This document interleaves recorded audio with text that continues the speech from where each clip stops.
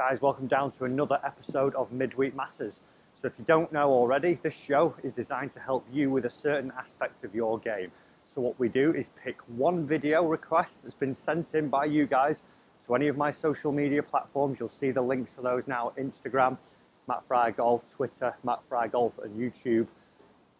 Facebook, Matt Fry Golf. Then we're going to pick that one winner and get a video shot for you. So it can be anything that you're struggling with in your game, whether it's chipping, pitching, how to hit a punch shot out of the trees, how to hold more left to right putts, whatever it is, record the video, we'll choose it, and then we're going to help you out. So let's find out who this week's winner is. Good morning, Mr. Fryer. My midweek matters question for you is about club selection when pitching onto a green. So as a beginner golfer, I'm always told that I'll make shots up coming from within 100 yards, and if I can get up and down, I'll be a good golfer. So do I have a stock shot in which I change the club loft in order to change the yardage, or do I go all feel and just pick a club that I'm really comfortable with and adapt the yardages on my swing? Right, so George's question is about what wedges he should be using and what type of swing he should be using to control his distance from 100 yards in. If you don't already, here's George's Instagram handle. You'll see that there. Go and give him a follow if you want to. So it is a predicament sometimes as beginner golfers, you know, and higher handicapper golfers. How do we control the distance, and even down actually into the lower, you know, low handicaps to pro handicaps? And this is where the pros are very good. It's controlling those shots from 100 yards in. Now, what I'm going to give you here, George, is the way that I do it personally and what I try to teach my lessons, and it encompasses both sort of versions of what you've got there. So I like to get my pupils to have a little bit of like the clock face, or I have 3 positions in my body where I feel that my hands swing to. And then from there, I do that with my different clubs. So I do it with my 52, I do it with my 58, I do it with my pitching wedge as well. So then what I'm able to do is figure out how far each one of those swings is going. So I've got a distance covered, and then also I've got the flights covered. So with my 58, and as I'm progressing back up towards pitching wedge, we're going to see the flight alter. So with 58, it's going to be going higher, landing softer, not running as much. When I'm doing it with my pitching wedge, it's going to be that it'll be running a little bit more because the flight's a little bit lower. So what I generally like to do in terms of pitching setup, if you haven't seen that, there's a good video on my channel there for pitching setup, so click the tab up there for that. And then what we're going to be looking for, so like I say, is 3 positions. So I'm doing this today with my 52 wedge. This is the one generally, and what I'd suggest as well would be getting comfortable and becoming really friendly with one of your wedges. Get your favourite wedge, as it were, and plot those distances out as you start off, and then from there, once you're really happy with the positions, you can bring your other wedges into it, so then you've really got, you know, quite a meticulous little chart of distances that you could cover. So what we do, take our normal wedge setup, ball just in front of centre, a little bit more weight in the left foot, and not a lot of shaft lean. And then from there, the 3 positions that we're going to be looking at today are going to be hands to the belt line, I like to call it. You can think of it a clock face if you want, like 3 o'clock. Then I have one where I feel that my hands are at chest height now. And then I have one where I feel my hands are at shoulder height. And this is generally my lead hand that I'm referencing to these different parts of my body. So from these, what I'd be doing, say let's go hands to belt height. I'd be swinging to here, and then as I come through, I'm just going to be going a little bit further in my follow through because of that little acceleration that we're going to have through the ball. So from here, I'd hit some shots now with my 52, and I know for me, with that swing, that one goes 50 yards. So out there, that's just pitched at about 45, I'd say. It was a little smoother than I'd normally hit it. But I'd hit some off. You know, if you've not got a TrackMan, a flight scope, whatever it may be, just pace them out to start with. It can be that easy, or use your Bushnell yardage device. Again, making the swing where we're going to go hands to where I feel belt height, and then through.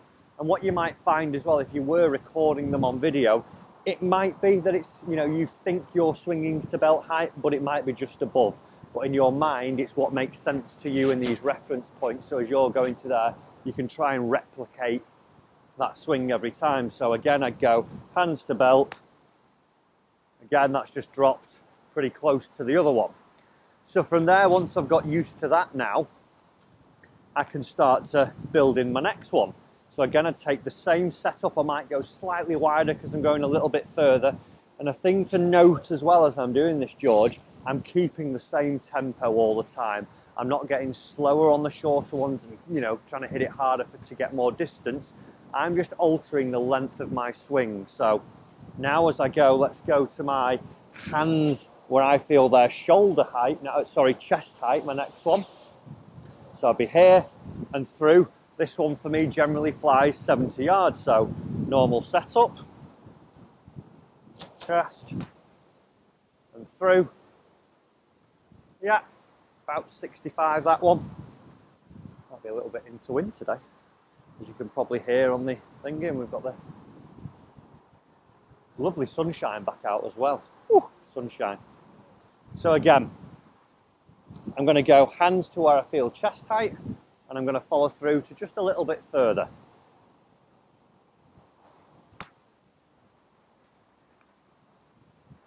Nice. And I'm starting to get very similar distances all the time with these now.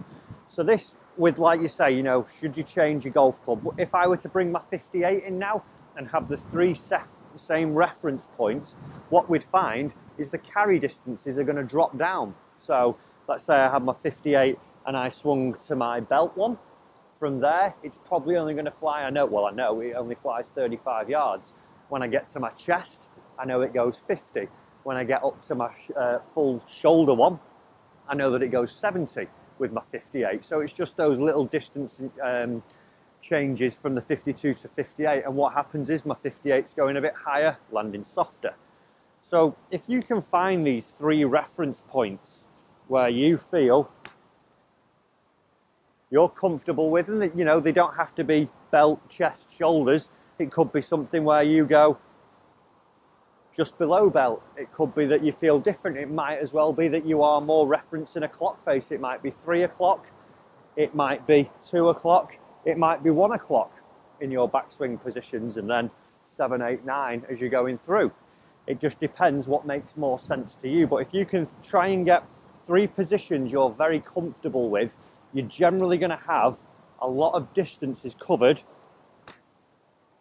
from inside 100 yards. And then, like I say, once you've got one club you're really comfortable with, bring in the other clubs and do the same mapping, same length of swing, and see how far they're going. As well, you could also, if you want to get really intricate with it, you can do the same and go down the grip. So here you'd notice a lower flight with your clubs as you're going down the grip, and also a shorter flight. So I could have the same with my 52 where I've knocked 1.5 inches off my grip, and then the same hand position, so there, dropped a bit shorter and a lot lower flight. So George, I hope that helps you with your wedge question. I hope you can find some distances in your swing and get a little table drawn up. It's very much like that Pell's clock face system, this, and it is a, you know, it's a tried and tested method of doing it. Really helps you, and from there you should start to see some scores dropping. Guys, if you want your question answering next week on next week's Midweek Matters, go and follow me on my social media platforms. You'll see all the links there for them. All you have to do is make a video like George did, asking me your question, and then I'll get another one filmed for you, and hopefully we can start improving your games and get some shots knocked off your handicap. I hope you've enjoyed it, and I'll see you next week.